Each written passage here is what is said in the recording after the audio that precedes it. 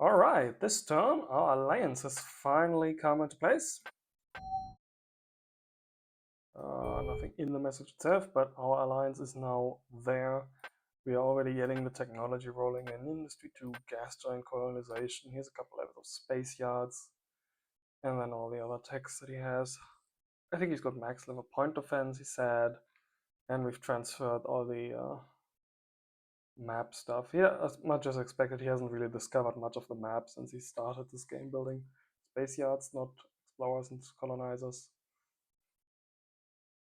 And we've also gotten the design schematics that he has.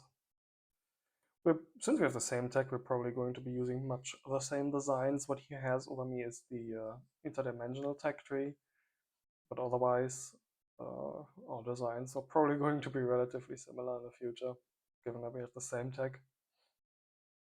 Then we sent the message to the Gurak, we discovered over here last turn, and well, that's pretty much it. We lost one of our colony ships because the alliance wasn't there yet, but such is life. There was the mystery of having launched three large drones, despite each colony ship only being able to carry one. And Mystic, the player behind the Twilight Collective, was just as mystified as I am at that. Alright, what else happened? We built some miners, we built a new colonizer, and I believe we colonized a new planet up here. Yes, we did. Alright, this one over here is also going to be a farming planet. We'll designate him such. I think we decided that this one was going to be the system capital that is going to contain the spaceport and the resupply depot and a lot of system modifiers later. So let's make this one our farm. For now we're just going to give it the space yard. Oh. And let's check. Did we already get a farm up? Oh yes, he already sent his colony ship that ran into my planet here onto that world, since it's a breather for him. Now, since we have migration in place, we're both going to be able to breathe both carbon dioxide and what is it where I have? Hydrogen, the red one. Alright, but did we have another planet that we had that was going to be farm world? Yes, we did, didn't we? This one was going to be a farming colony and had even better farming values. So we don't really need to make this one another farm world. So let's just queue up a ton of research centers here as well. Or we could queue up some intelligence centers. You know, since the Talshia HQ is going to be founded there, if we ever end up getting some system modifiers for the intelligence centers, we can just have them be relevant here. Queue up 4, then I suppose some of these planet modifiers that take longer time to build. And I can go and queue up more. Again, I could just queue up 20 or 25 at once for setting the amount, but I'd rather do it like this for some micro optimization.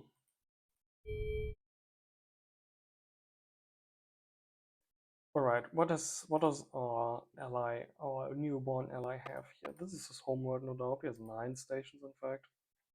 So the nice thing about having 7 stations is that in this view you have the planet and then 3 and then 4 in these rows. So that you don't need to scroll around in order to click on all space stations or all advanced pineapples, I suppose, and queue up new ships in your yards. He's built 9. Let's build some freighters. Couple more drones. I can't click at the detail view of his drones. Too bad. I think he deleted some facilities on his homeworld to make space for something else.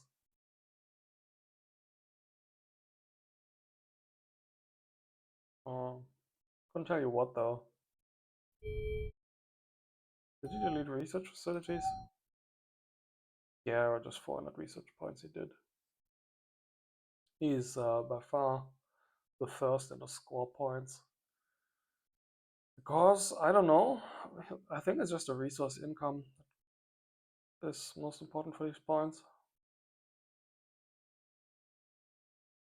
And his yards, of course, starting to pay off with the ship count getting higher.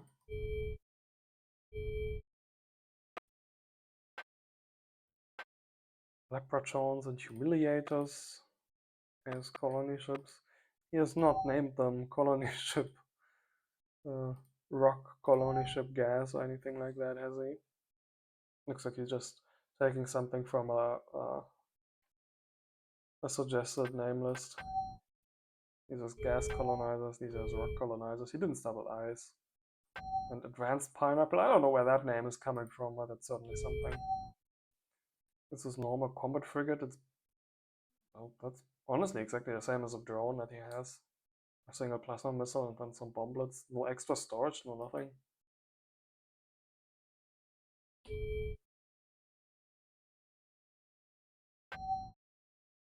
In fact, his drones do have armor and extra storage.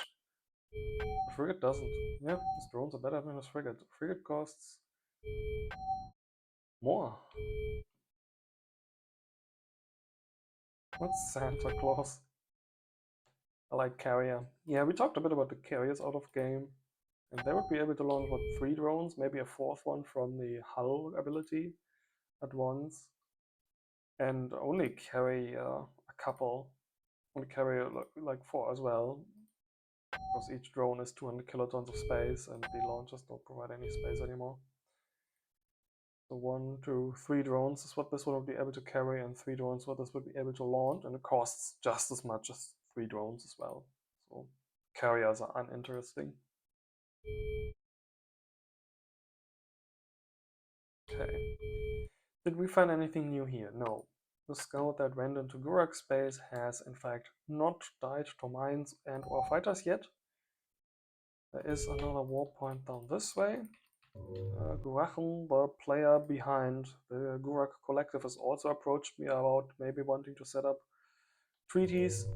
I was not immediately accepting because, well, I already have an ally now and we want to beat up everybody else in the game. And let me do this path real quick. And if we do end up trading, I get less from it because I'm a berserker. I get minus 5% trade income. And if we do end up signing a migration treaty, he's going to be getting carbon dioxide and hydrogen breathers, whereas I would just be getting oxygen ones. And I have the atmosphere converters anyway, even if they take a long time. So I think that's also a bad deal for me. And part of the strategy is not just trying to grab any advantage you can, but also keeping advantage out of the hands of your enemies, your competitors.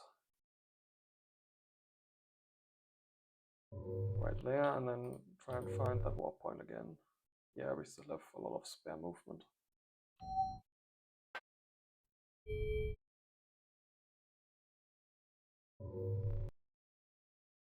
Let's try that.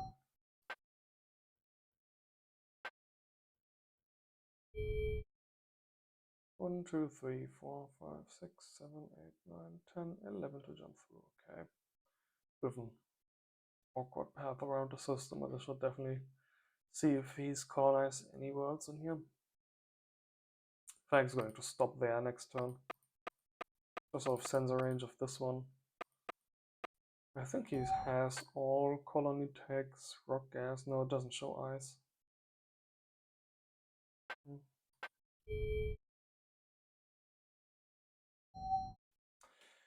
Alright, our new ally, Mystic, said that he is attacking Shields 1 right now, and after that he wants to go into engines. I am going to stick with the cloaking devices just for intelligence gathering and advanced roleplay. One of the first things we should do is make a design for gas colonization. I'm going to call it a 2 as well. Give it the design type. And there you go.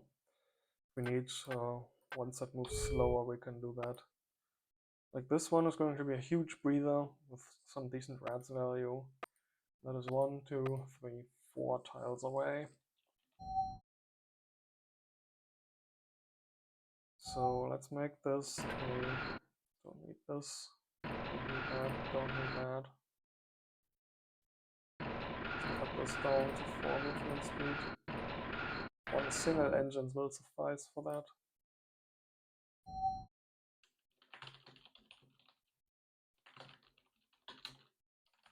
This was the naming scheme we had established, right? And you can just have it full of cargo space. Okay, how much cargo space do we need? We're immediately going to get migration, so we don't actually need like much cargo space. I think it's 1,000 kilotons to get 50 million people in there and not have the penalty anymore. So let's just stick with 960, it's fine.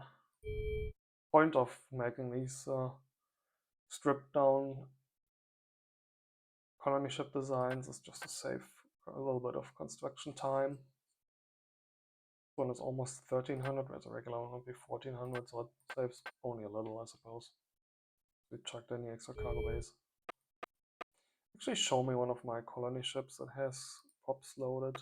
You can also look it up in the data files, but I want to see how much space they actually take. The population inside the cargo base. Oh, no, the ratio is definitely not 2 kilotons per 1 million, like 5.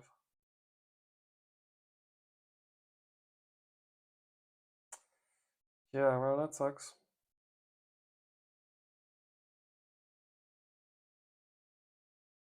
I guess it will have 20 million people there then, and the rest will have to migrate. Right now we don't have many migration targets for our people, so it should migrate onto the breathers relatively quickly. This one is already at 36, and we can't have had more than 10 or 12 mil in the initial colonizer. I believe 25 million will migrate from a full planet. Actually, we just talked about this in the general balance mod chat. 25 million will migrate from a full homeworld per turn to a breathable target. Non-breathers will never be targeted by migration, but 25 million from a homeworld, if it's full, will always resettle onto another breathable world.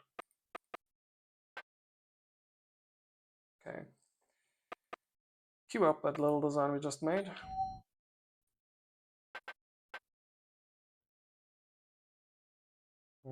Suppose we can have it down there. It's not like we immediately need to colonize this.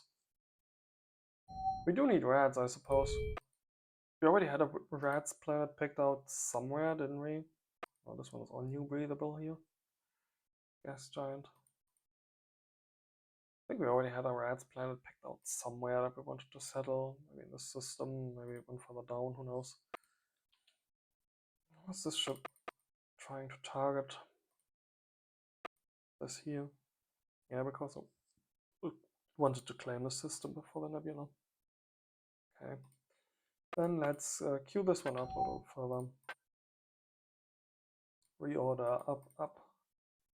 Don't replace the one that's already under construction, otherwise you'll have to rebuild this whole thing again. All the partial progress on this will be lost, which we don't want. Then we can colonize this afterwards, and this will just be our rats production facility for the meantime.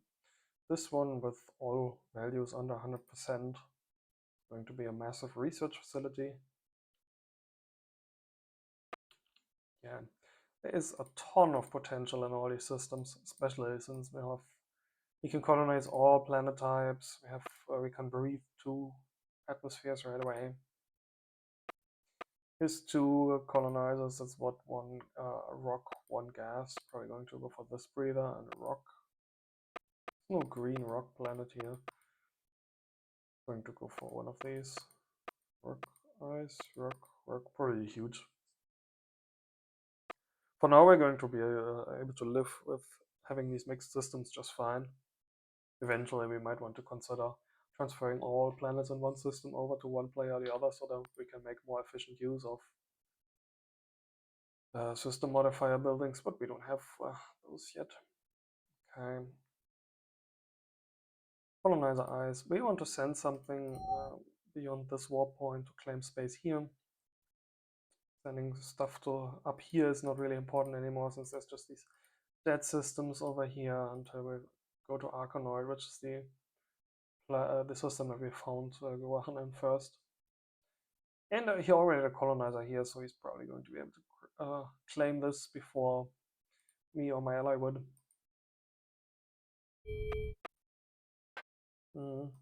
Sending little waves of all these colonizers down here. That's good. Let him expand fast. Okay, the scout discovered a new system here. Do we have any homeworlds? Huge, large, but not the right minerals. No homeworld down here. Okay. Then go and try to find the exit. There. Takes, of course, 13 moves. We can take some time jaunting about the system.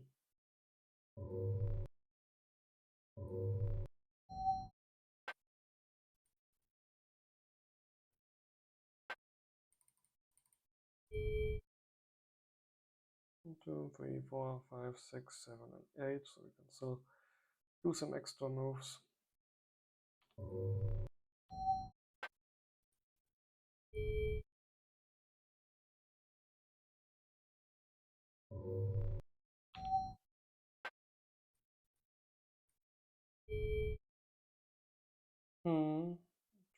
Tries to avoid this? No, it doesn't necessarily try to avoid it, just tries to go on to a line where it can go to that place first. Alright.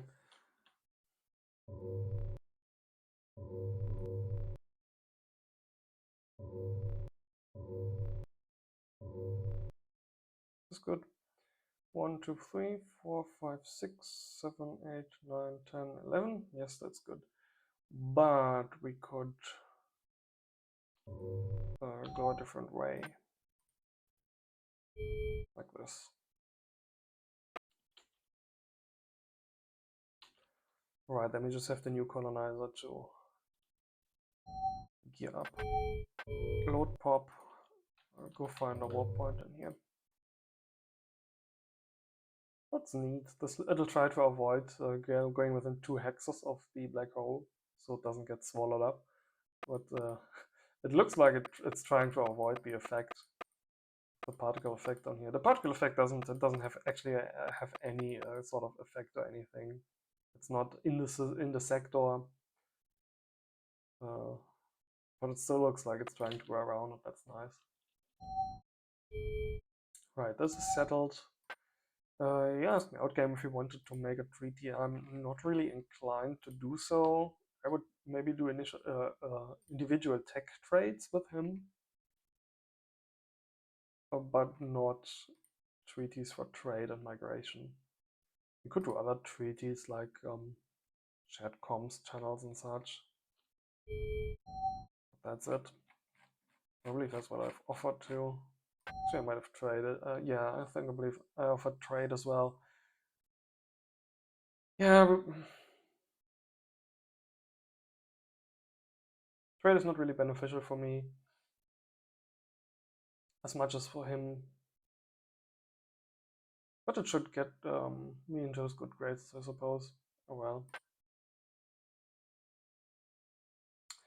Alright, one other thing that we have decided that we're going to do after this turn, all the players in this game, all 7 of us, is that we're going to update from balance mode 1.26 to 1.27, which Quark, the developer of balance mode, just put out well, today.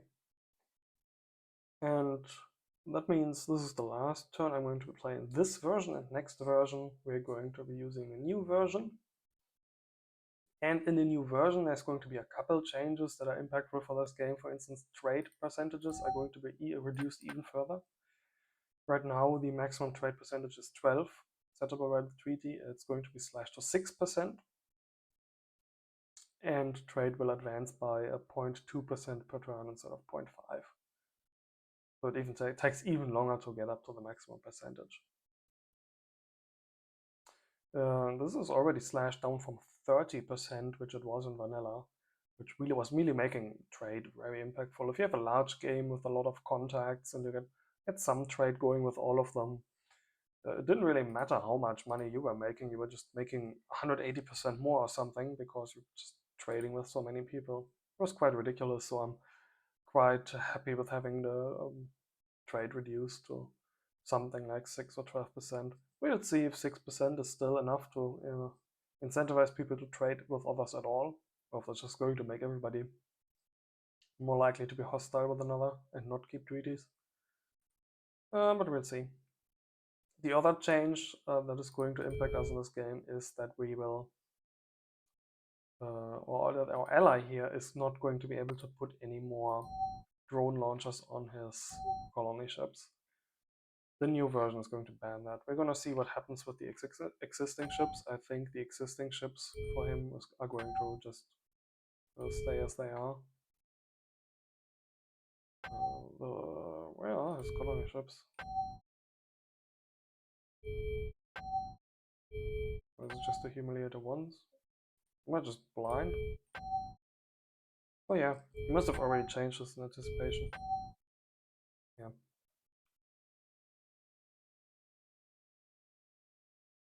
So drone launchers are going to be forbidden from future colony ships. Drone launchers, fighter launchers, mine launchers, all that stuff. Somebody else was using mine launchers on their colony ships as well, which is honestly a creative way of trying to defend yourself. Or if you're exiting a war point, just lay a few mines so that the next person that tries to go where you're coming from is going to blow up or get crippled at least. But colony ships are maybe a little bit too dedicated in their purpose for that kind of the defensive shenanigans, so that's going to be forbidden in the future in balance mode. Alright, I think that's all I have to talk about. For a weekend, it's something we're going to be checking a lot in the future. Check if anything is missing orders for constructing further things, but all our yard queues are still busy for this turn and more. Okay. And that's it.